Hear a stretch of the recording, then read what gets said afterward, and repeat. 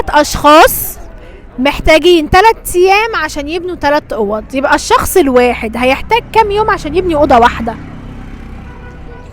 3 ايام عشان يبنوا 3 غرف. 3 صنايعيه محتاجين 3 ايام عشان يبنوا 3 اوض. تمام. يبقى الصنايعي الواحد هيحتاج كام يوم عشان يبني اوضه واحده؟ بص بقى، دي لعبتي ان انا كنت معماري بقى في صنايع. طب يا مسهل يلا. دلوقتي هو واحد، هو مش هنقول يوم عشان هي مش يوم، تمام؟ عشان الناس كلها لا مش يوم. لا مش يوم، مش يوم. يا هو جماعة دلوقتي- هو عارف، اصبروا هو اصبروا. دلوقتي قدامه 3 غرف، تمام؟ مم. هما 3 غرف يعملوها في 3 ايام. والثلاث غرف اللي هيعملوها في 3 ايام هيعملوها 3 صنايعيه. 3 صنايعيه. مم. ما هو كده كده الصنايعي مش عمره ما يقف على غرفه لوحده. مم. فلما 3 ايام يبقى انت عايزه كام بقى؟ انت عايزه غرفه في يوم